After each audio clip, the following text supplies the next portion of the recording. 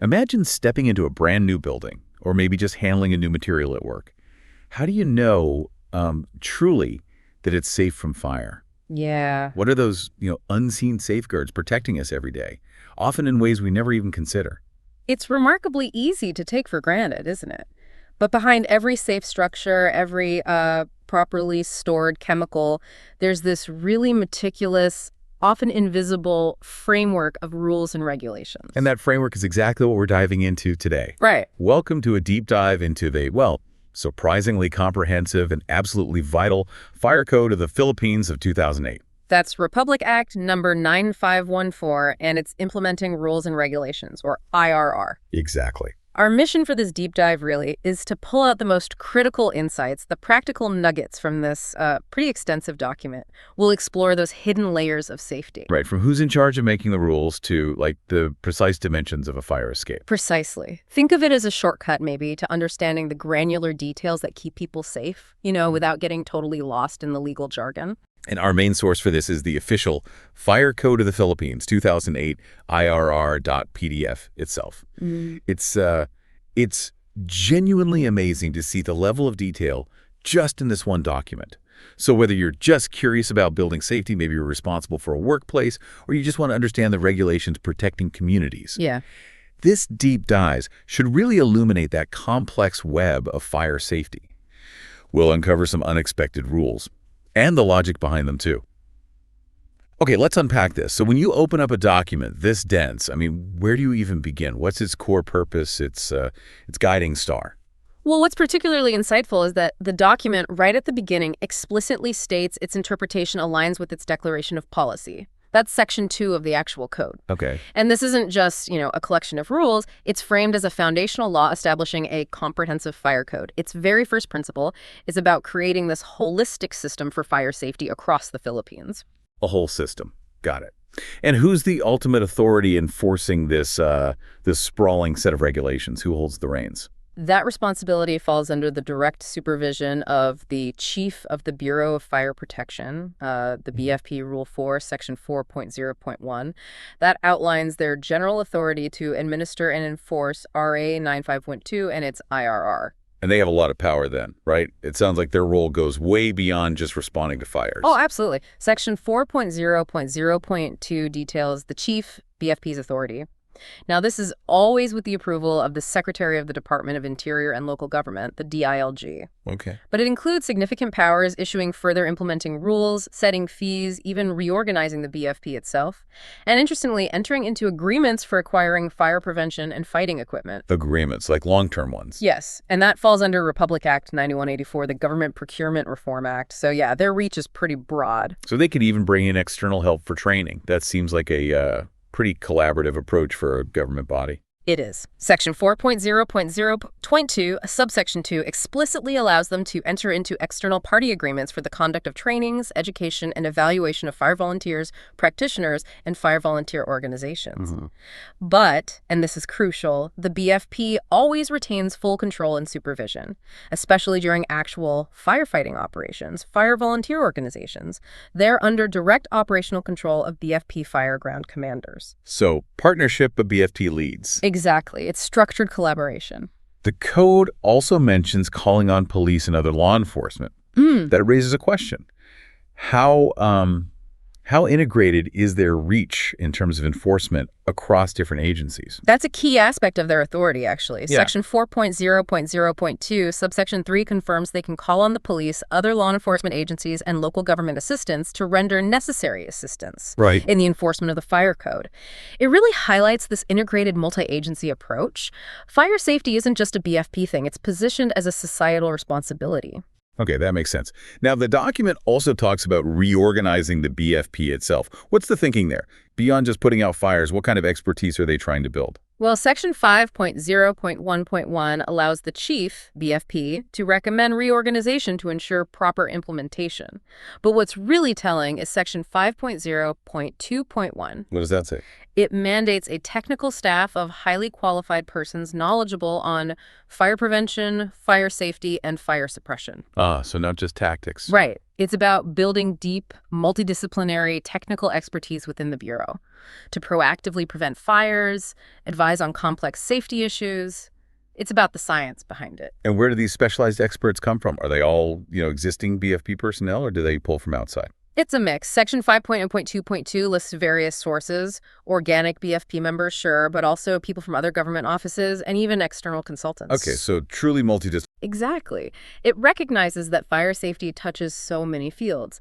And their duties, under Section 5.0.2.3, include proposing amendments to the fire code itself and advising the chief, BFP. They're crucial for keeping the code relevant and effective. So beyond the BFP itself, who else is crucial here? It feels like this code emphasizes a much broader network than just one central agency. That's absolutely right. Rule 6, it really focuses on fire brigades, fire volunteer organizations, and fire safety practitioners. It acknowledges that preparedness needs to extend right into communities, even into private businesses. So businesses have a role beyond just complying. They literally have to form their own fire brigades. Is that right? Precisely. Section 6.0.2.1a is very clear. All business establishments employing at least 50, that's 5 persons, must establish a fire brigade. Wow. Yeah, it's not optional. It's actually a fundamental prerequisite for getting their fire safety inspection certificate, the FSIC.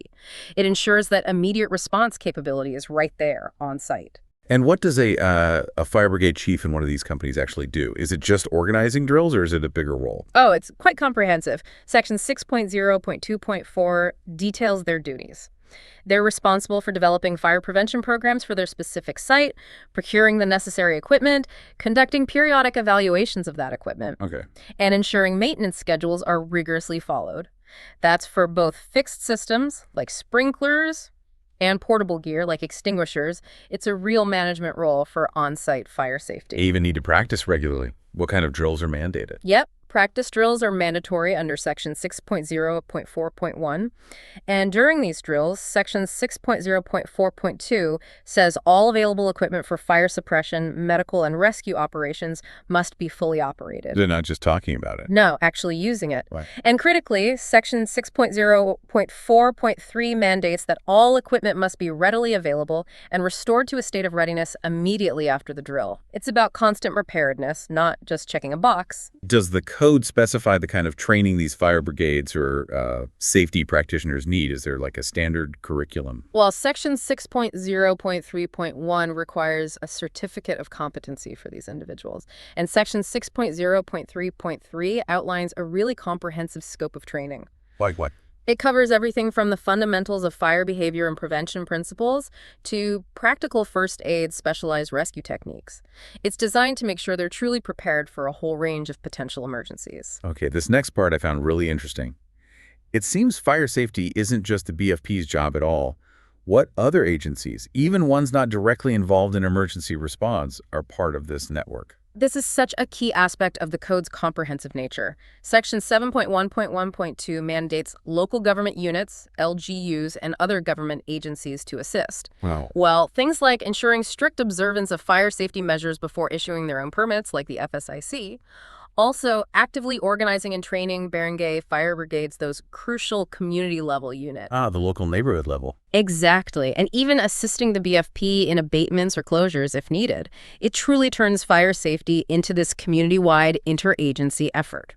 And are there national agencies involved too, beyond the LGUs?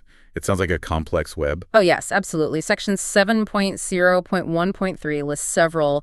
For example, the Department of Education, DEP. They're involved in institutionalizing the Kiddie and Junior Fire Marshal program in schools. Starting young, okay. Right. Then there's CHED, the Commission on Higher Education. They coordinate with universities to develop fire safety engineering courses, even fire testing labs pushing for advanced research and education. Wow. DTI, the Department of Trade and Industry, works on enhancing national standards for fire protection gear and materials. TESDA, the Skills Authority, focuses on technical skills enhancement and accreditation for BFP personnel and fire volunteers. So ensuring competency. Yes. And even DENR, the Environment Department, provides info on hazardous materials and collaborates on forest fire programs. The sheer breadth of involvement ensures this holistic, specialized response by integrating all these diverse fields. So who are the people actually doing the inspections? The ones going out into the field, checking everything against these detailed rules? Those are the fire safety inspectors, and Chapter 1, Section 8.1.1.1 specifies some pretty stringent qualifications. Like what? Well, for uniformed personnel, it requires being a licensed engineer or architect with at least 1 year in the BFP, or having any baccalaureate degree but with 3 years in the BFP. Okay, so education plus experience. Right. And in areas where finding a licensed engineer or architect is tough, a baccalaureate degree holder who has completed the FAII training is acceptable. FAIQ. That's the Fire Arson Investigation and Inspection course, specialized training. Got it. And what are their day-to-day responsibilities? They must have a huge checklist. Section 8.2.1.1 outlines their main duties. Basically, inspecting buildings, hazardous operations, stored facilities, even transportation vehicles, making sure everything complies with the fire code and its IRR. They are, the front lines of proactive fire safety enforcement. Okay, this is where the rubber meets the road, right? Yeah. How are these measures actually enforced in our buildings? From the design stage all the way through daily use. Exactly. Rule 9, this details the enforcement and administration of fire safety measures, and it outlines a very systematic, multi-stage approach to ensure compliance throughout a building's entire life cycle. So if you're building something new or maybe just getting a business permit, you absolutely cannot get it without a fire safety check first. Is that right? That's a critical point. Section 9.0.11b makes it crystal clear. No occupancy permit, business or permit to operate shall be issued without securing a fire safety inspection certificate, FSIC, from the city municipal fire marshal having jurisdiction. Non-negotiable. Absolutely, it's a prerequisite. And the process starts even before construction with the building plan review. That's section 9.0.2.1. Okay. Then, during construction, section 9.0.2.2 mandates the city or municipal fire marshal inspects to ensure plans are being followed and precautions observed. So they're checking as it goes up. Right.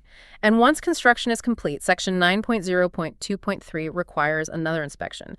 This one verifies the proper installation of all the fire safety construction features and systems before an occupancy permit can be issued. And for existing buildings. For existing buildings, section 9.0.2.4 details regular business and routine inspections. They check for hazards, prohibited acts, proper functioning of fire protection systems. Ongoing checks. Exactly.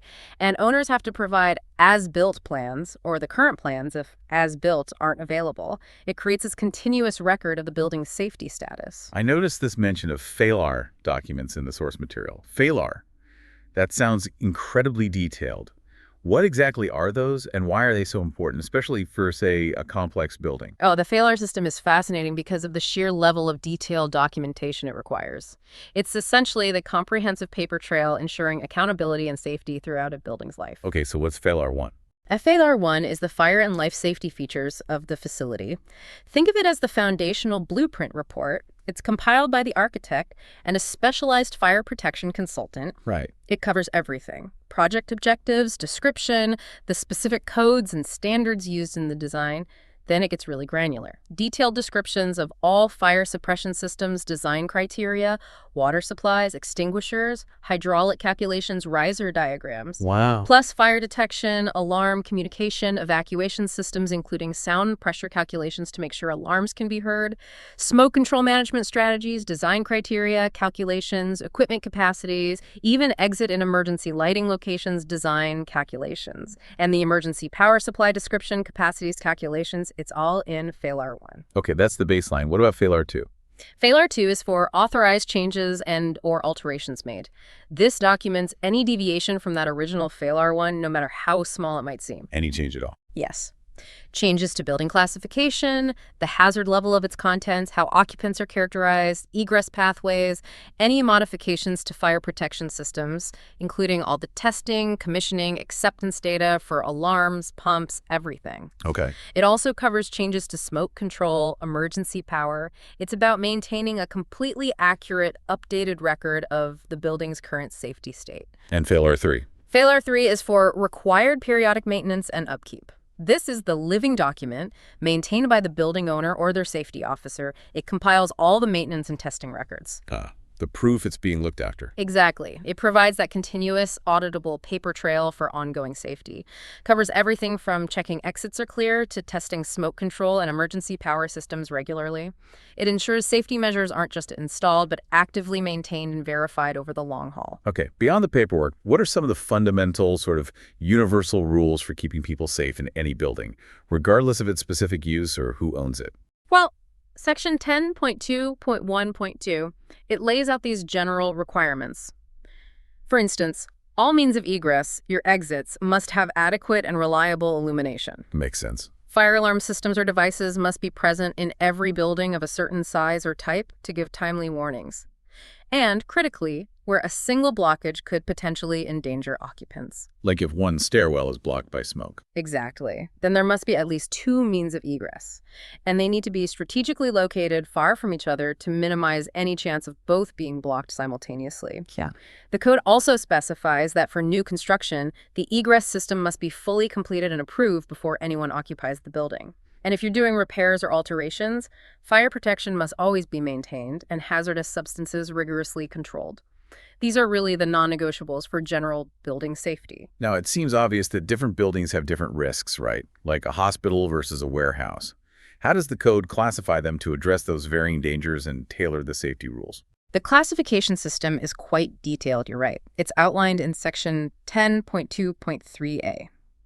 For example, assembly occupancies, those are spaces designed for 50 or more people. Like theaters, big restaurants. Exactly. Theaters, large restaurants, libraries, gyms, terminals. Then you have educational occupancies for 6 or more people getting instruction. Healthcare occupancies are specifically for 4 or more persons who might be incapable of self-preservation. Think homes for the aged, nurseries. Right, vulnerable populations. Precisely. Residential occupancies provide sleeping accommodations, hotels, motels, apartments, dorms. And mercantile occupancies are basically for the display and sale of goods, like shops and malls. This initial classification really guides the specific safety measures required. And the code also takes into account the stuff inside those buildings, right? Right. How does it categorize the actual materials, the fire load? Yes, that's another crucial layer. Section 10.2.4.2 categorizes the hazard of contents based on how easily things burn. Low hazard means a fire isn't likely to self-propagate. The main danger is often panic or fumes. Moderate hazard applies to materials that burn with, well, moderate speed and produce considerable smoke, but usually without poisonous fumes or explosions. And high hazard? High hazard indicates rapid burning, and critically, the possibility of poisonous fumes or explosions. Think flammable liquids, certain chemicals, explosive dusts. So the combination of the building's main use and the hazard level of what's inside that dictates the specific safety measures needed. Exactly. Right. Section 10.2.4.41b states that the higher degree of fire hazard, whether it's from the building's use, its contents, or even its interior finish like wall coverings, that higher hazard level always governs the requirements. Always the stricter rule applies. Generally, yes. Unless, and this is an important caveat, those hazardous areas are specifically segregated or protected as outlined elsewhere in the code, then the rules can sometimes be adjusted for that specific protected area. Let's get into the specifics of how people actually get out safely. What are the rules for fundamental exit systems like stairways and emergency exits? Okay, Section 10.2.5 details these critical elements, making sure there's a safe path to escape. For stairways, new construction has very specific width requirements. How wide? For buildings with a total occupant load under 2,000 people, a minimum clear width of 1,120 millimeters, that's 1.12 meters. If it's over 2,000 people, it increases to 1,420 millimeters, or 1.42 meters. Okay. There are also precise dimensions for the risers, the height of each step, and treads, the depth, to ensure they're easy and safe to use, even in a panic. Existing stairs have slightly different, but still strict, minimum width requirements, 915 millimeters. They have to go all the way down. Yes, the code emphasizes continuity. All stairways designated as a means of egress must be completely uninterrupted from the uppermost floor they serve all the way down to the ground level exit. What about those special, really fire-protected stairwells, often called smoke-proof enclosures? They sound vital. Smoke-proof enclosures, covered in Section 10.2.5.5, are indeed vital. They're designed specifically to protect escape routes from smoke infiltration. They require a vestibule, sort of an airlock or buffer space, before you enter the main stairwell itself. Okay. All doors within these enclosures must automatically self-close. And what's really clever is that the activation of any automatic closing device on one door within the enclosure triggers all the other automatic closing devices on doors throughout that same smoke-proof enclosure. Seals the whole thing off. Exactly, effectively seals it against smoke. And for new mechanical ventilation equipment inside these, the emergency power supply systems, or EPSS, have to comply with NFPA 110, an international standard, ensuring they keep running even if the main power goes out. And are there ways to exit horizontally, like moving from one building section to another safer one without going down? Yes, horizontal exits covered in Section 10.2.5.6. They're a smart solution, connecting buildings or distinct fire areas through fire-protected bridges or balconies. Like sky bridges. Could be, yeah. Any openings within 3 meters of these connections must have fire doors or wired glass windows, unless the bridge itself has solid fire-rated sides. It allows for lateral evacuation, moving people away from danger without everyone having to funnel down the stairs. What about ramps? Are they a common form of egress? Ramps, per Section 10.2.5.7, must have slopes that remain consistent between landings, and all the landings themselves must be level. For multi-story buildings, any ramp serving as an exit component has to be constructed of non-combustible material, be solid, and have no perforations again to prevent fire spread. I've often seen those external metal fire escape stairs, especially on older buildings. Are those still allowed, and what kind of rules govern them? They look a bit precarious sometimes. Fire escape stairs under Section 10.2.5.10 have very strict rules precisely because of their exposure. They must be constructed of robust, non-combustible materials, iron, steel, reinforced concrete. Strong stuff. Absolutely. Both the balconies and the stairs themselves must be designed to carry significant loads, either 488 kilograms per square meter or a concentrated load of 136 kilograms. The balcony levels can't be above the windowsill they serve and should be no more than 46 centimeters below it, ensuring relatively easy access from the window. Okay. And importantly, ladders are highly restricted. They're generally not permitted as a primary means of fire escape, except for very specific, limited situations, like maybe accessing an unoccupied roof space or a boiler room, not for general occupant escape. And once you're heading towards an exit, what about the lighting? Is there a minimum brightness required, especially in smoke? Illumination of means of egress, detailed in Section 10.2.5.1, is critical for safe navigation during an emergency. The floors of all egress routes must be illuminated to at least 10.7 lux at all points. That includes angles, intersections of corridors, stair landings, everywhere. Bright enough to see your way. Yes, and the lighting system has to be designed so that the failure of any single lighting unit doesn't plunge an area into total darkness. Plus, this illumination must come from a source of reasonably assured reliability, like the Public Utility Service, often backed up by emergency power systems. Okay, now let's shift to the active fire protection systems, the ones that actually detect and suppress fires. What kind of systems are mandated by the code? Section 10.2.6 covers these vital systems. First off, the protection of vertical openings, Section 10.2.6.2, is paramount. This rule focuses on strict measures to prevent fire and smoke from spreading rapidly between floors, through stairways, escalators, elevator shafts, and other vertical openings. Containment is key. Absolutely. For escalator openings, for example, specific methods like sprinkler vent or spray nozzle systems are outlined. These include requirements for a minimum downdraft air velocity of 91.5 meters per minute and approved supervision, all designed to contain smoke and heat near the opening. What about general fire detection and alarms within a building? How are those handled? Fire detection, alarm, and communication systems, Section 10.2.6.4, require an approved maintenance and testing program.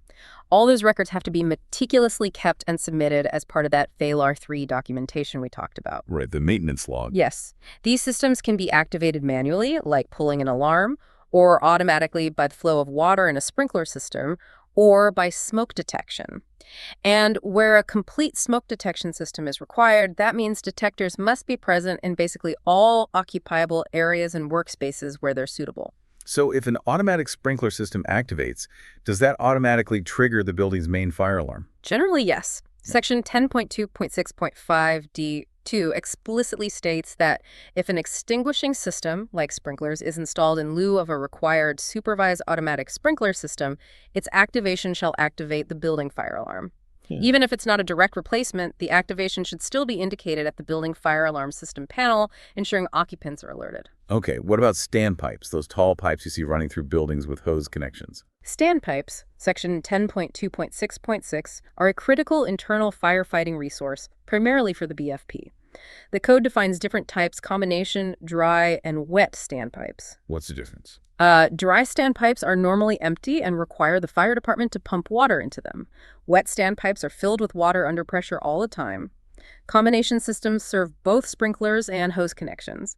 The code has detailed sizing requirements like 102 millimeter or 153 millimeter diameter for dry standpipes, 64 millimeter for wet. It also specifies pressure requirements like a minimum residual pressure of 1.8 kilograms per square centimeter for wet systems, ensuring adequate water flow for hoses. And where do they put the outlets? Outlet locations are very precise. At every intermediate landing and required stairways, near exit openings, and even roof outlets for certain roof slopes. And there's even specific signage mandated. BFP UZ only for certain outlets, indicating they are specifically for the Bureau of Fire Protection's equipment and use. You mean there are specific, really detailed rules for where to put a simple fire extinguisher? I always just figured you put them where they seemed, convenient. Oh, here's where it gets really interesting and surprisingly detailed. Section 10.2.6.7e covers portable and wheeled fire extinguishers. They're classified by letter A, B, C, D for the type of fire they fight. Right, A for wood paper, B for liquids, C for electrical. Exactly. And often by a rating number, like 5B, 10B, 40B, which indicates their extinguishing effectiveness on that class of fire. They must always be fully charged and operable and kept in their designated places. And yes, there are rules for mounting height. Like how high off the ground? Yep. For extinguishers weighing less than 18 kilograms, the top must be no more than 1.5 meters above the floor. For heavier ones over 18 kilograms, the top is no more than 1.0 meter high. And there's even a minimum clearance of 100 millimeters from the floor to the bottom of the extinguisher. Wow. And what about how far you actually have to walk to get to one in an emergency? That seems pretty important. Extremely important. The travel distance to an extinguisher is meticulously defined, ensuring one is always within reasonable reach. For Class A hazards ordinary combustibles, it's a maximum of 23 meters in low hazard areas, 15 meters in moderate hazard areas, and only 10 meters in high hazard areas. Gets shorter as the risk goes up. Precisely. Yeah. For Class B hazards, flammable liquids, the maximum travel distance is a strict 10 meters for all hazard levels. And for flammable liquids of appreciable depth, like in a vat, it's even more specific. You need at least 2 numerical units of Class B extinguishing potential per square meter of the liquid surface area. Okay. Class C extinguishers for electrical fires are sized based on the underlying Class A or B hazard where the electrical equipment is located. And Class D for combustible metals is determined based on the specific metal involved and the manufacturer's recommendations for that extinguisher. So if there's a particularly dangerous or high hazard area within a building, say a chemical storage room in a factory, does it need special isolation and protection from the rest of the building? Yes, absolutely. That's a critical safety measure covered under Segregation and Protection of Hazards, Section 10.2.6.8. Any process, operation, or storage area with a degree of hazard greater than the general occupancy of the building must be enclosed with construction having at least a 4-hour fire resistance rating. 4 hours. That's substantial. It is. Or it must be provided with automatic fire protection, like sprinklers, or ideally both if the hazard is particularly high. This is all about preventing a localized incident from quickly escalating and spreading throughout the entire building. Compartmentation. What about smoke, which, as we know, is often more dangerous and a bigger killer than the actual flames? How does the code address smoke spread? Smoke partitions, Section 10.2.6.9, are specifically designed for that. They must be constructed of fire-resistive materials, be continuous from wall to wall and from the floor slab up to the floor slab above, including extending into concealed spaces like above ceilings or below raised floors. Sealing off those hidden paths. Exactly. Doors in smoke partitions must be of a swinging type, have at least a 20-minute fire protection rating, and, critically, be automatically self-closing to maintain the integrity of that smoke barrier whenever it's not being held open. And what about the doors that are specifically designed to stop fire itself from spreading between compartments, the heavy-duty ones? Those are fire doors, Section 10.2.6.0. They are engineered to be robust barriers against flame and heat, They must have approved positive latching mechanisms, not just closing, but latching securely, Why the latch? to hold them firmly in the closed position, even against the significant pressure that expanding fire gases can exert. This ensures they remain shut and effective during a fire, preventing fire and smoke from migrating through the opening. Okay, beyond the core fire safety systems, what about all the other equipment and utilities that keep a building running? Things like gas lines, air conditioning. How does the code address the potential fire risks associated with those? Good question. Section 10.2.7 details requirements for building service equipment. For utilities, Section 10.2.7.1, all gas equipment and piping must meticulously follow either NFPA 54 or NFPA 58. Those are widely accepted international standards for gas safety. So aligning with international best practice. Yes. Similarly, all electrical wiring and equipment must strictly adhere to the Philippine Electrical Code. And notably, commercial cooking equipment, like in restaurants or hotels, requires automatic kitchen hood fire suppression systems installed according to NFPA 96, which is a standard specifically for commercial cooking, ventilation, and fire protection. And what about the heating and air conditioning systems, the HVAC systems that move air all around a building? Those seem like potential pathways for smoke. They certainly can be. Heating, ventilating, and air conditioning HVAC systems, according to Section 10.2.7.2, must be designed and installed according to the Philippine Mechanical Code. And crucially, any ducts that pass through fire barriers, walls, or floors designed to stop fire must be equipped with automatic fire dampers. Fire dampers, what do they do? They're devices inside the ductwork designed to close automatically when they detect heat. This essentially seals the duct at the fire barrier, preventing fire and smoke from traveling through the HVAC system from one fire compartment to another, a very important passive protection feature. This raises a really important question. How do all these rules change based on what a building is actually used for? I mean, a hospital clearly has vastly different needs and risks compared to a school or a factory or a mall. Exactly, and this is where the code gets incredibly specific. It meticulously tailors the requirements to each occupancy type. It's definitely not a one-size-fits-all approach. The level of detail is quite remarkable. Okay, let's take assembly occupancies first. Theaters, halls, places with lots of people. What are some specifics there? Right, Section 10.2.8 covers these, defined as holding 50 or more people. The rules account for large crowds. For instance, waiting spaces like lobbies require calculations based on one person per 0.25 square meters. So managing density. Yes. Minimum clear width of aisles is specified like 915 millimeters for seating on one side, 122 centimeters if seating's on both sides, ensuring smooth flow, especially during egress.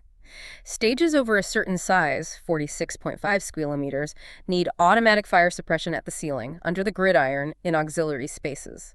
Plus, special ventilators that open automatically and manually equal to 5% of the stage floor area. Ventilation for the stage fire risk. Exactly.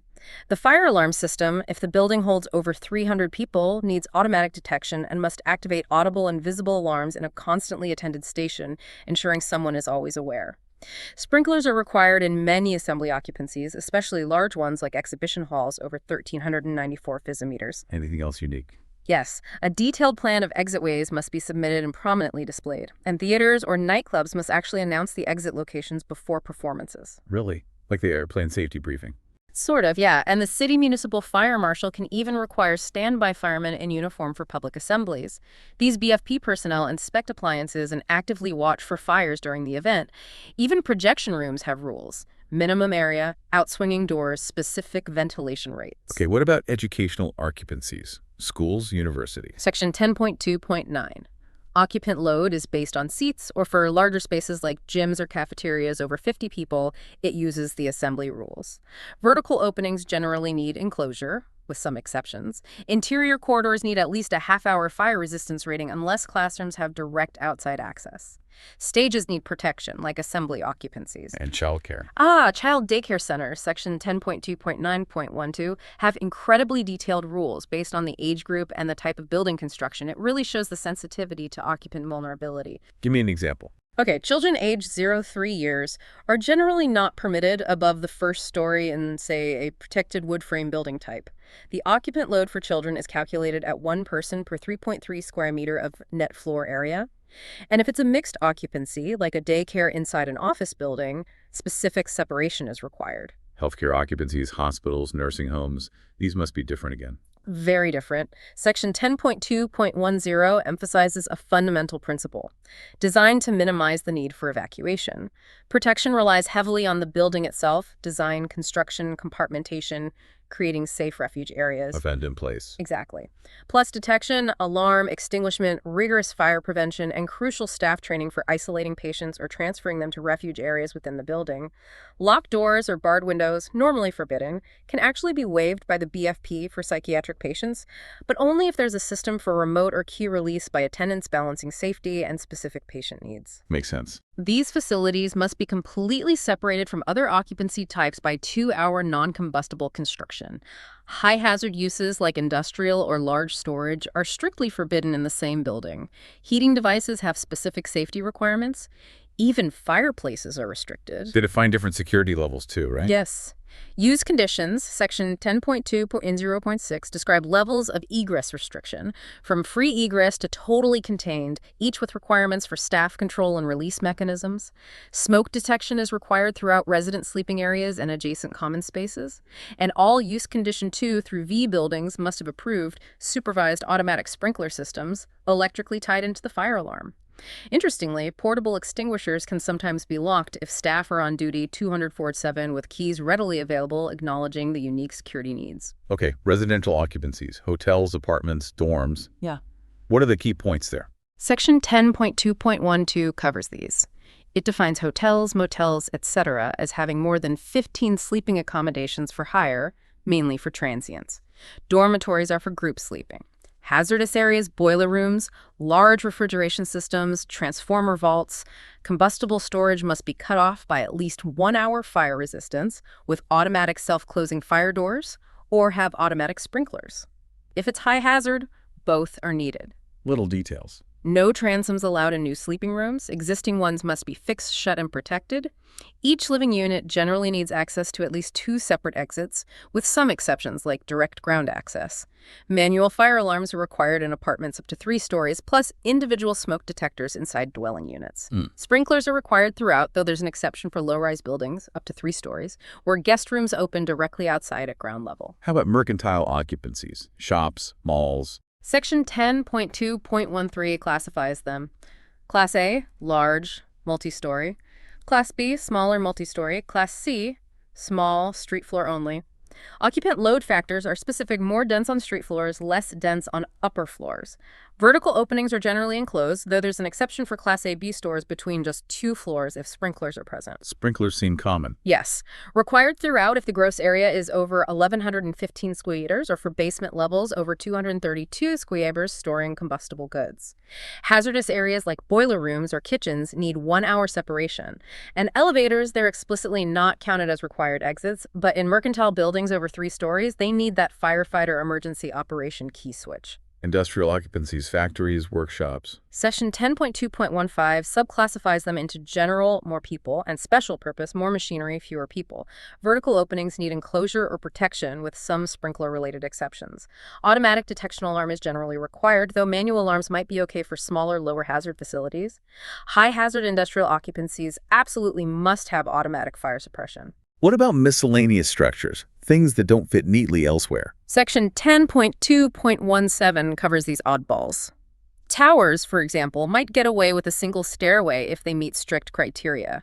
Few people per floor, not for living, sleeping, fire-resistant construction.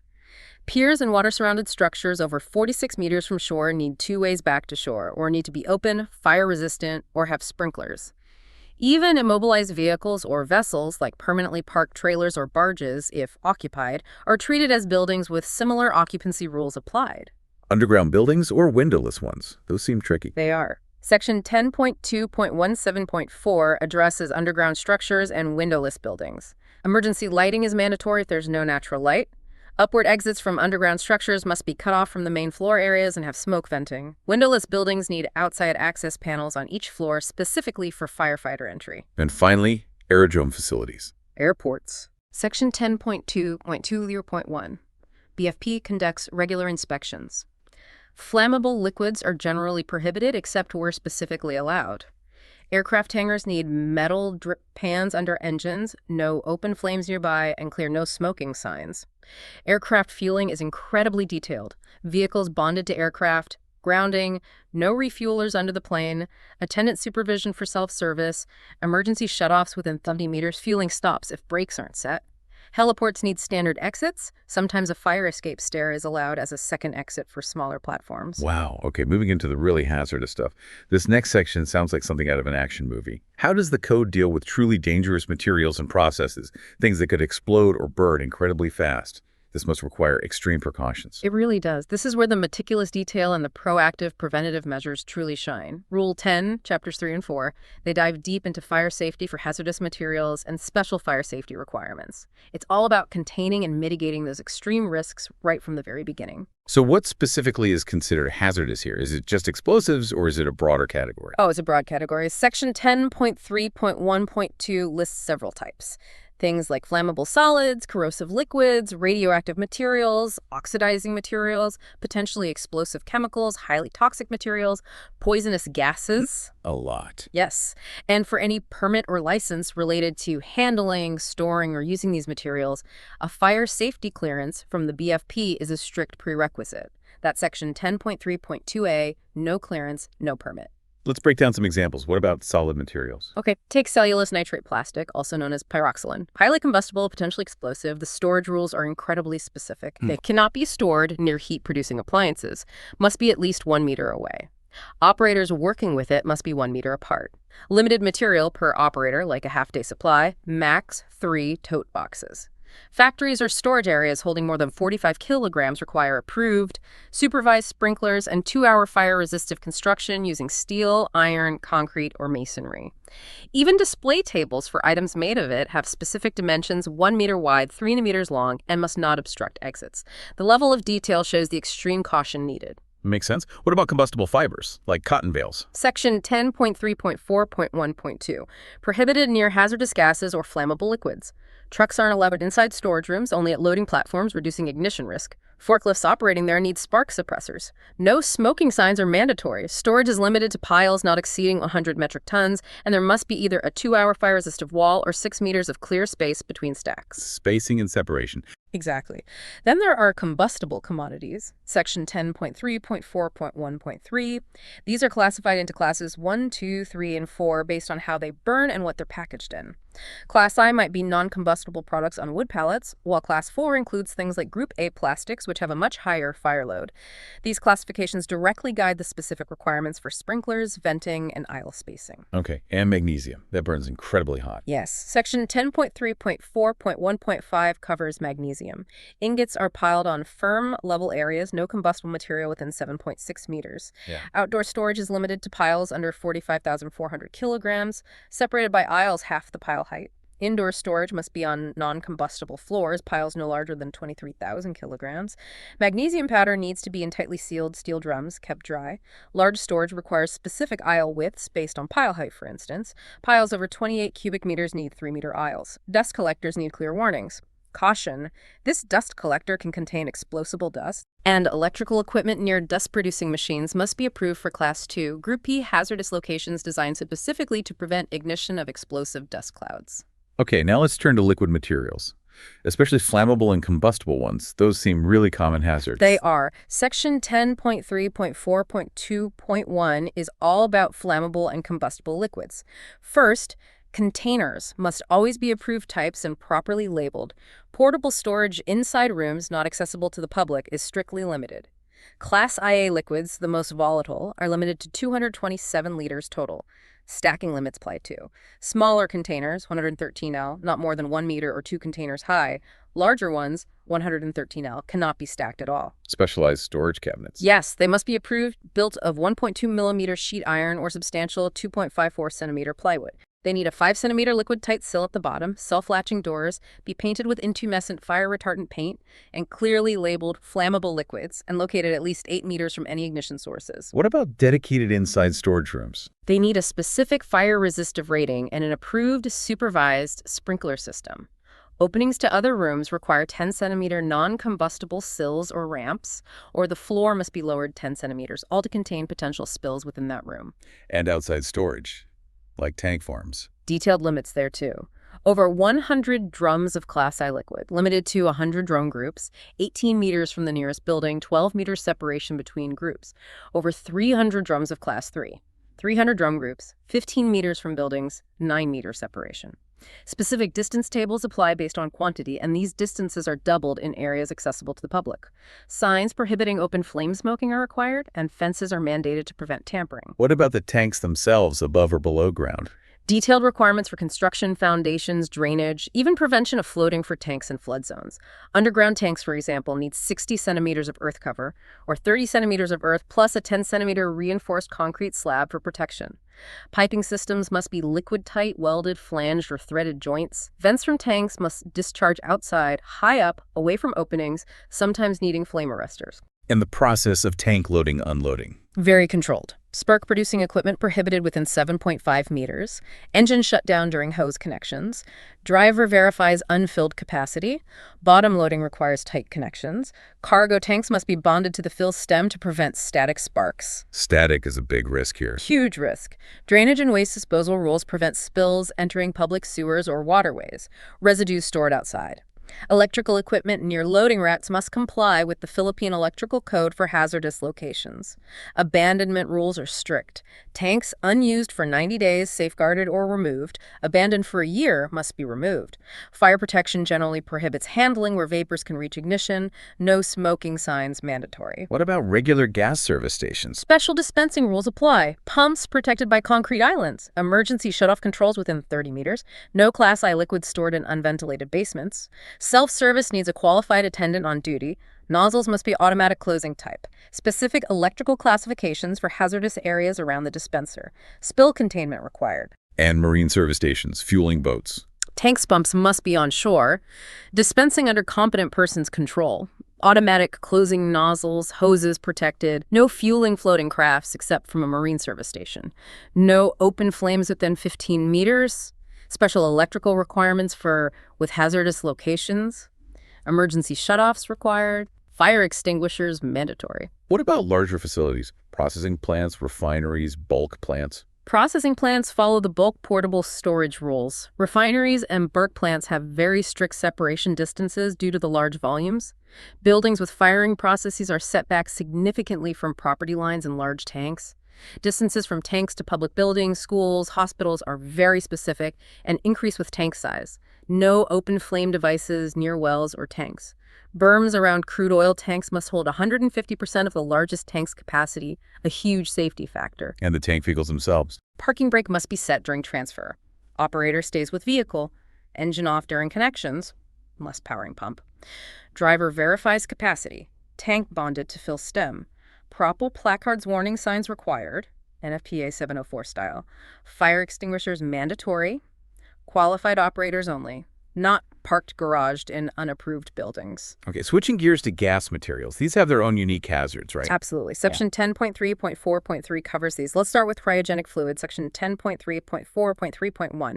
These are materials kept at extremely low temperatures, causing rapid temperature drops if released. Like liquid nitrogen or oxygen. Exactly. Containers are specially designed low pressure atmospheric using venting, insulation, or refrigeration. They're built and tested per specific codes. PSME for metal, National Building Code for concrete. Multiple pressure relief devices are mandatory. Foundations must withstand low-temp spills. Steel supports for flammable cryogenic tanks need 2-hour fire resistance coating. Containment is critical here, too. Yes.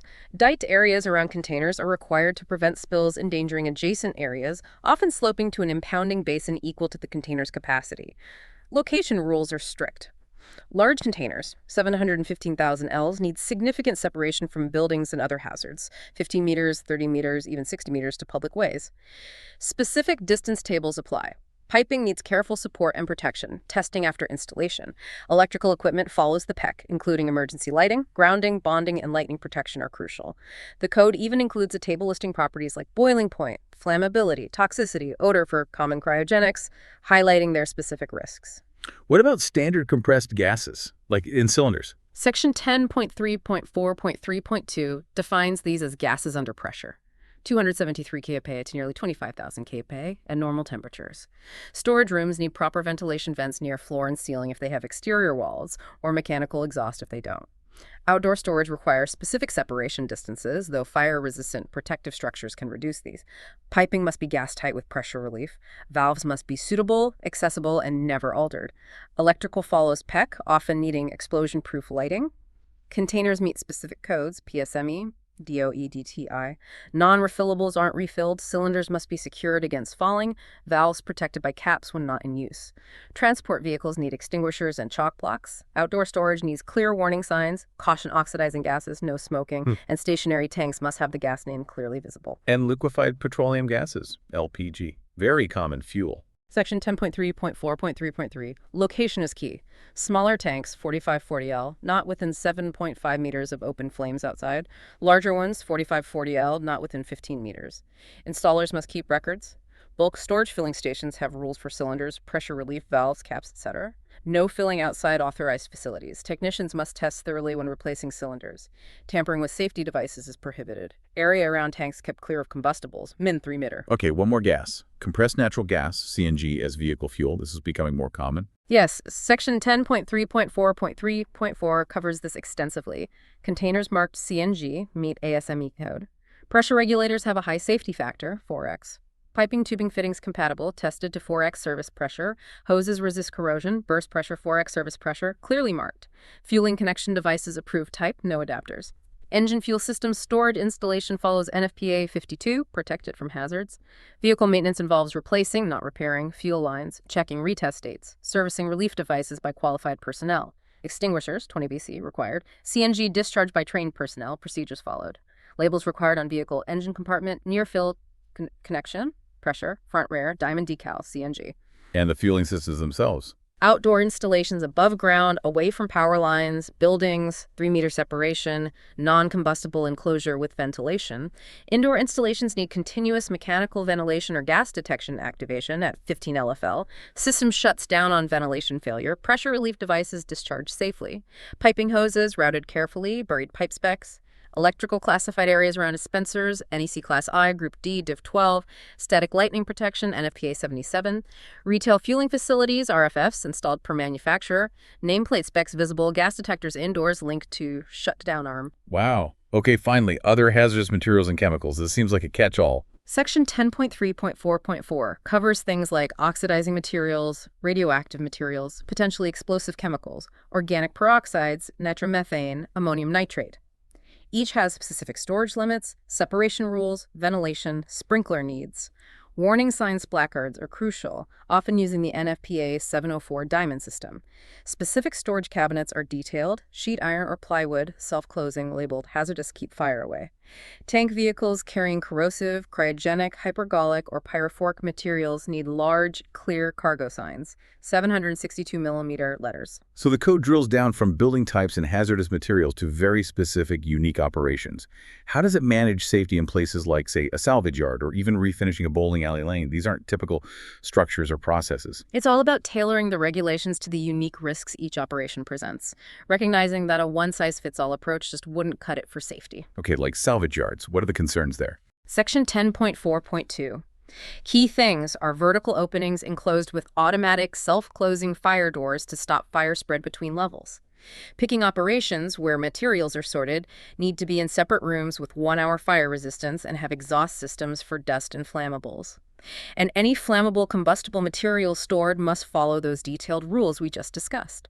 What about bowling alleys, resurfacing, refinishing?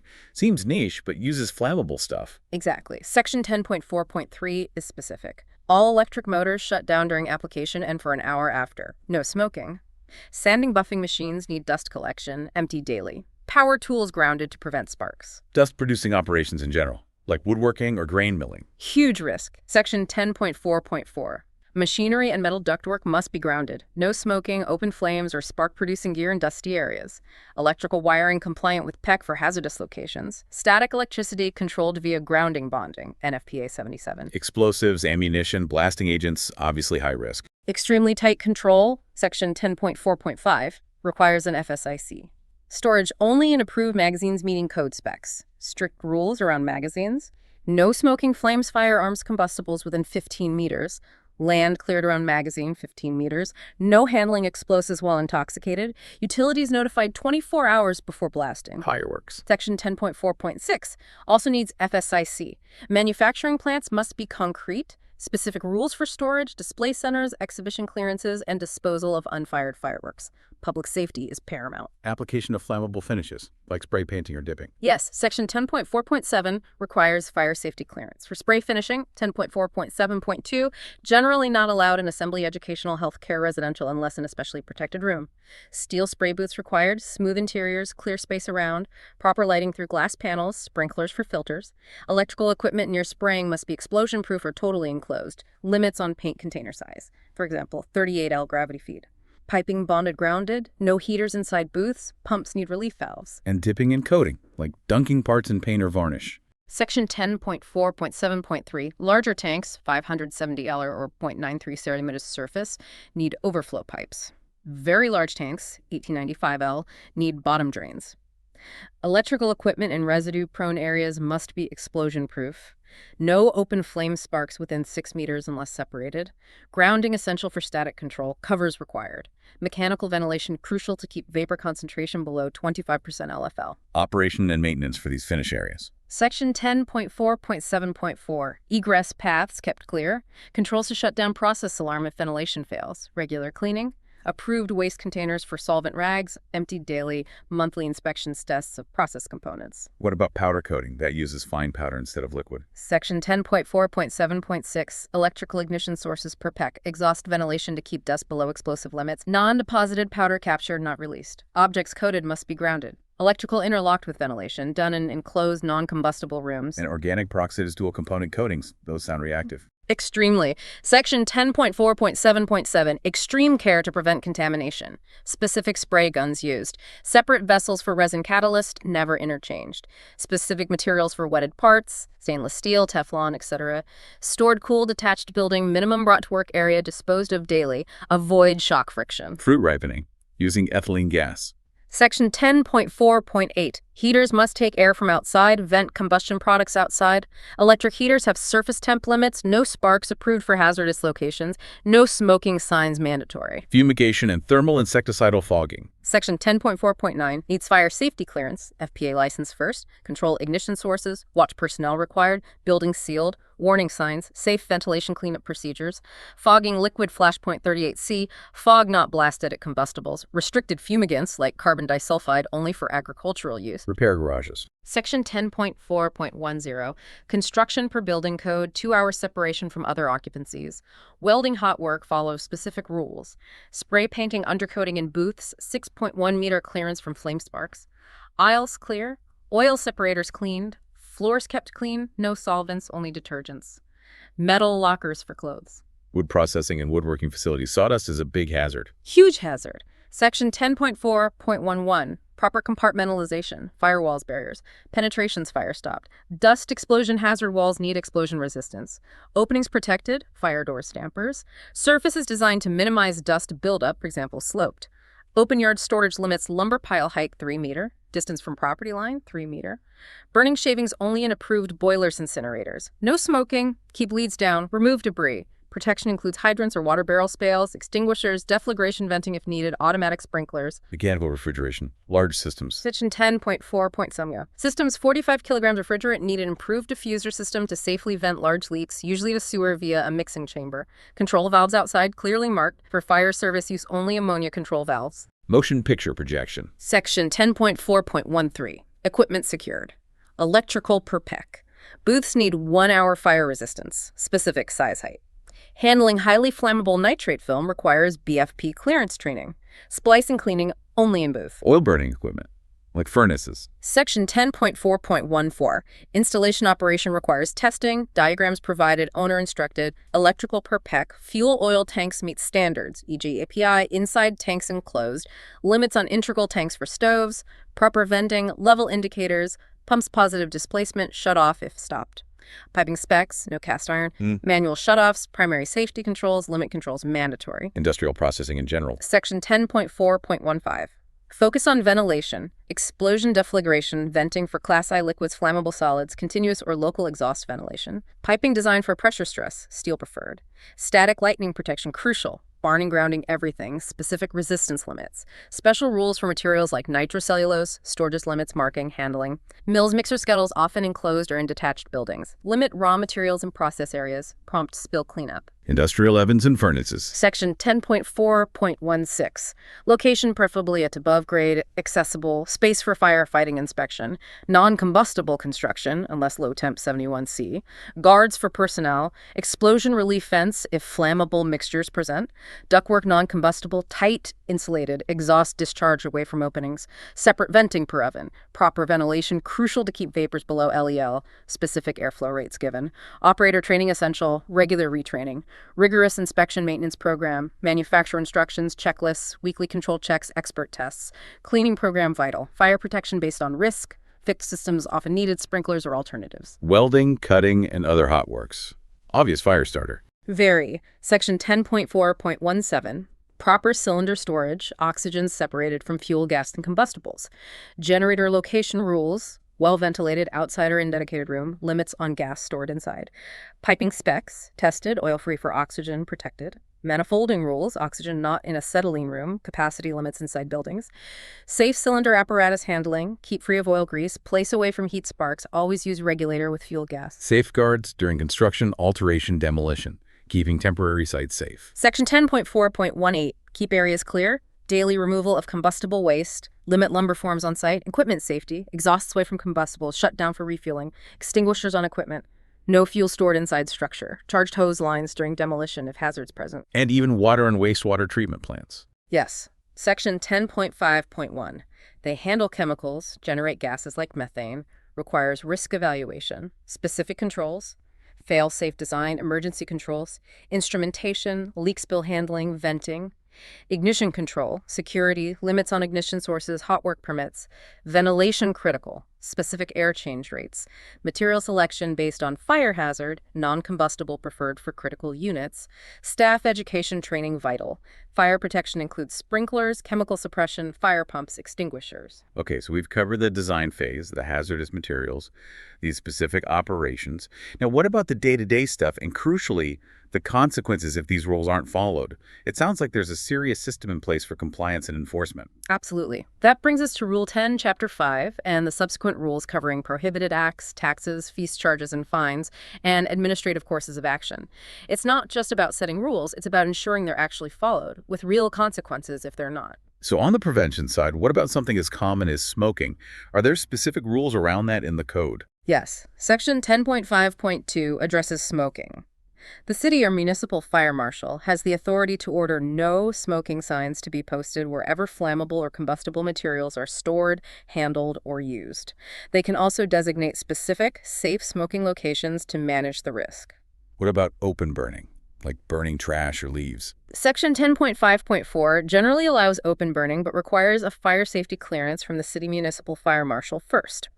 There are common sense exceptions, though, like outdoor cooking in a fireproof container or small recreational ceremonial fires, provided they are constantly attended. How do you get the clearance? You need to submit a written application at least 2 days prior, and the applicant is held responsible and liable for the burning. The code explicitly prohibits burning waste in establishments or dump sites, discarding burning objects near combustibles, or putting hot ashes into combustible bins. And all residual fires must be completely extinguished daily. Using a torch or flame-producing device for removing paint, that seems risky. It is. Section 10.5.6.8 requires specific authority from the city municipal fire marshal. You also need an approved fire extinguisher or charged water hose readily available. And the person doing the work must remain on the premises for at least 1 hour after using the torch to watch for any smoldering or latent fires. Okay. What about using open flames as hazardous warning lights, like flares near roadwork? Section 10.5.6.9 makes it unlawful to use open flame torches or lanterns for that purpose along excavations or roads if they could be easily dislodged and cause a fire.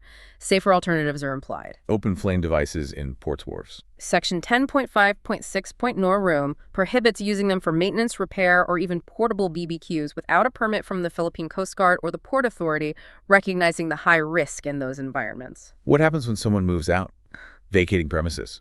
Section 10.5.6.11 says the occupant must remove all noxious and hazardous materials and leave the premises clean and safe. And for vacant buildings, Section 10.5.6.1, the owner is responsible for removing flammable combustible waste and securely locking or boarding up all openings to prevent unauthorized entry and potential arson. The code also mentions urban and rural pre-fire planning. What does that involve? Section 10.5.7 emphasizes proactive community measures. For instance, Section 10.5.7.1 requires project developers or owners of housing projects to provide adequate hydrant systems and water sources, specifically for fire suppression, building safety into the infrastructure. And fire lanes, keeping access clear for fire trucks. Yes, Section 10.5.7.2 gives the BFP authority to direct the installation of fire lanes and signage. There are specific marking requirements: painting the curb topside red with fire lane stenciled, 3-inch letters, max 50-foot interval, or outlining the area in red with white fire lane lettering, 24-inch height, max 50-foot interval, all designed to ensure emergency vehicle access is never blocked. And then, what are the specific actions that are absolutely forbidden by the code? The things that are simply non-negotiable don'ts. Rule 11, Section 11.0.1 lists these explicitly as prohibited acts and omissions. These are the actions that directly compromise fire safety and are strictly forbidden, leaving absolutely no room for interpretation or excuses. Like what? Give me some concrete examples from that do not do list. What stands out? Okay, for instance, it's strictly prohibited to lock fire exits when people are inside the building, preventing their escape. That's a huge one. You absolutely cannot obstruct or prevent the automatic closure of fire doors, smoke partitions, or fire dampers, defeating their purpose. Makes sense. Using firefighting equipment like fire hoses or extinguishers for non-firefighting purposes is also forbidden unless it's a truly justified emergency situation. Giving false or malicious fire alarms is a serious offense. Smoking in clearly prohibited areas or carelessly throwing cigarettes or burning objects is, of course, out. Abandoning premises without implementing proper safety measures first. Removing, destroying, tampering with, or obliterating any official BFP marks or seals placed on equipment or buildings. And a particularly common violation, especially maybe in older structures or informal setups, is using jumpers or otherwise tampering with electrical wiring, or significantly overloading the electrical system beyond its safe capacity. These are all considered direct threats to life and property. So what happens if you break these rules? And also, how does the code generate the revenue needed to fund all this extensive safety infrastructure, the inspections, the BFP itself? Good questions. Rule 12 covers the fire code taxes, fees, charges, and fines. This is the financial engine supporting the BFP's operations and enforcement activities. Section 12.0.0.1 lists the main sources of income. Such as? Well, various fees for issuing certificates, permits, and licenses, as laid out in Section 7 of the original law, RA 9542. There's a construction tax levied on new buildings. It's 0.10%, 0.1% of the verified estimated value of the building, capped at a maximum of P50,000. Part is paid before the building permit, the rest before the occupancy permit. Okay, ongoing fees too. Yes, annual fire safety inspection fees are charged. These are based on factors like the type of occupancy, the building's area, and its assessed fire hazard level. There are also fees for conveyance clearances required for transporting hazardous materials. And interestingly, the BFP receives 2% of the service fees charged by insurance adjusters for conducting fire, earthquake, and explosion hazard reinsurance surveys. And the BFP handles assessing and collecting all this directly. Yes. Section 12.0.3 states the BFP assesses these revenues, with the local city or municipal fire marshal handling assessment within their jurisdiction. Section 12.0.0.4 provides really detailed schedules of these fees and fines. There are tables listing annual fees for storing various hazardous materials like pyroxylin, matches, flammable liquids, often tiered by capacity or quantity. So the more hazardous stuff you store, the higher the fee? Generally, yes. There are also specific fees listed for activities like conducting a fireworks display, P300, fumigation, P100, supervising fire drills, P200, issuing permits for hot works like welding, P150, and various other clearances. And importantly, this section also details the administrative fines that can be levied for failing to provide specific required safety measures. What are the actual administrative actions and penalties if someone simply doesn't comply? This sounds like where the teeth of the code really bite. Exactly. Rule 13, Administrative Courses of Action, details these progressive enforcement steps. For fines, first, the violator is informed of the violation in order to correct it within a given time frame. If, after a reinspection, there's still noncompliance, the first violation fine is imposed, along with another order to correct. What if they still don't fix it? Then, abatement procedures kick in. Section 13.0.0.1b. This involves formal orders for correction like install the required sprinkler system, provide proper means of egress, remove a specific hazard. Critically, if there's still no action, and especially if the BFP assesses an imminent danger to life or property, they may summarily abate the hazard themselves, taking direct action to remove the danger immediately, bypassing some usual procedures for the sake of safety. Can they shut a place down? Yes. Stoppage of operations or closure, section 13.0.0.1c, is an option. This can happen if an abatement order isn't complied with or if the deficiency poses a clear and imminent danger to life and property. Persistent noncompliance can also lead to the BFT posting highly visible warning signs. What kind of signs? Signs like, warning, this building structure is a fire hazard, section 13.0.0.31. This stays up until the violation is corrected for a period not exceeding 15 days after the initial notice period lapses. Or, in more severe cases, the even more alarming fire trap sign, section 13.0.0.33, which remains posted until the hazard is fully abated. These are powerful public warnings designed to pressure compliance. And what are the actual penalties for individuals involved, both administratively and, if it gets that far, putatively, like through the courts? Section 13.0.0.7 specifies these penalties, distinguishing between private persons and public officers. A private person can face administrative penalties like a fine up to P50,000 or stoppage closure of the business or building or both. Importantly, paying the fine doesn't excuse the violator from actually correcting the deficiency. What if they willfully refuse to fix it? For willful failure to correct upon conviction, the punitive penalties are much steeper. Imprisonment of not less than 6 months, nor more than 6 years, or a fine of not more than P100,000, or both. Officials of corporations involved are explicitly held liable. If the violator is an alien, they may be deported. And if the violation results in actual injury, loss of life, or property damage, the much more severe provisions of the revised penal code apply, potentially leading to major criminal charges like homicide or arson. Wow. Serious consequences. Absolutely. Even maliciously removing one of those fire hazard or fire trap signs carries its own penalty, 30 days imprisonment or a P100,000 fine or both. Disobeying a fireground commander during an emergency operation, 130 days imprisonment and a P5,000 fine. The city municipal fire marshal has the authority to determine when violations warrant criminal charges and initiate those proceedings. And what about public officials who fail in their duties related to the code? For a public officer, administrative penalties can range from a simple reprimand to suspension or even removal from service for acts or omissions related to enforcing the fire code, holding public servants accountable as well. So what about unusual situations, or maybe older buildings that, realistically can't meet every single rule perfectly, perhaps because of their age or unique structural constraints? Is there any flexibility built into this otherwise very strict code? That's a great question, and what's truly fascinating here is the pragmatic flexibility built in specifically for these complex cases. Section 14.0.0.4b grants the chief of the BFP the authority to accept adequate alternative and/or remedial fire safety measures in lieu of the fire safety requirements, specifically for existing buildings. When would they do that? The key condition is if achieving full literal compliance with a specific requirement would compromise the structural stability and integrity of the building. It acknowledges these real-world constraints, especially in older structures, while still maintaining the paramount goal of safety, just achieving it through approved alternative means. It's a testament to the code's adaptability when faced with unique challenges. That makes sense. Allows for practical solutions.